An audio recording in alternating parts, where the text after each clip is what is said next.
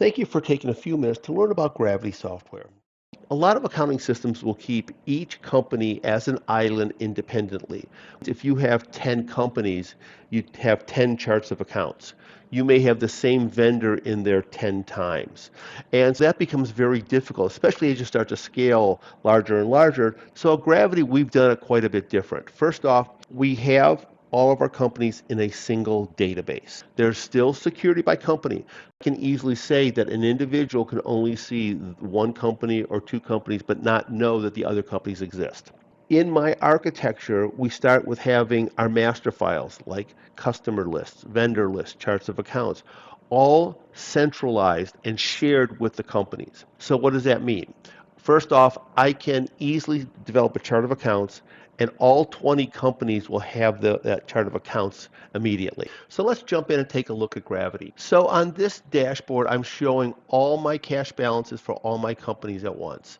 I don't have to open a company, put a number in Excel. I can see immediately where my money is. If I need to move money between companies, I know where it's at, for example. Now, I'm showing my European company in US dollars because I've chosen the consolidation currency of US dollars, so I can easily see that at any time in the consolidation currency as well as in the home currency if I were to go into that company. Let's start looking at a few different types of transactions. Again, journal entries, the grid here that we had, the columns that we can edit, but I'm just going to open up a journal entry here. You'll see a couple of things. Red stars mean these are required fields. The apply date, that is the GL period you want a transaction in. Unlike a lot of the entry level systems where they only give you one date on a transaction, for example, we give you all the transactional dates, but we also give you a separate apply date. So we have several ways of entering vouchers. You'll see these top three here. I'm going to take you to the first one, which is called our AP automation. This is where we get the ability to enter bills right from a PDF. I can upload from my desktop. So if I'm the AP person and I get like 100 emails today with bills on them, I can upload 100 PDFs. Or I can give my suppliers an email address, ap@company. And that will automatically forward to our engine that will show up then here. And we use an AI engine from Microsoft that's geared specifically for PDFs. It read this document and it created this data for me.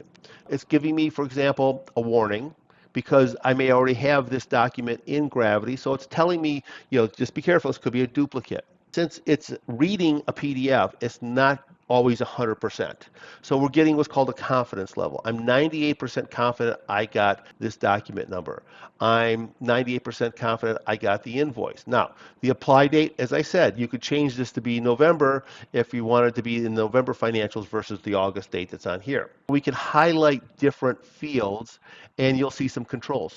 You'll start to see approvals throughout Gravity. So here's an approval grid. And what it's doing is documenting the fact that right now we have an approval pending with this person. Now, based upon the dollar value, based upon the type of purchase, so on, it may need 2 or 3 approvals. Based upon the type of vendor, it may be routed to different people. Basically, IT purchases by the CTO get approved, so on. But how do the approvals actually get made? The easiest way to do an approval in Gravity is to do an approval in an email message. So here I am in my email system. I get an approval document. And you'll see the details that we saw before. You'll see whatever information. So this whole area here is completely configurable. Do we need to tell them who created it? Do we need to tell them which company? We can or can't. Do I want them to be able to do the approval right here? This is important because number one, they don't have to learn a new system. Number two, they're not coming into the accounting system, and there's no training. They basically just open their email, review this. Oh, the PDF, by the way, is here too. So they can get a copy of what the vendor sent if you want them to and say, yep, I like this. I'm going to approve it. And it will then tell Power Automate that it's been approved. And then Power Automate will go to the next step, which means maybe a second approval or just posting the transaction automatically for me. The goal here is to make it easier and simpler to do approvals. Finally, we would go and we would actually build a batch of payments. And as we build a batch of payments, we have different payment mechanisms. So we do still print checks, paper checks. I can do a ACH electronic payment.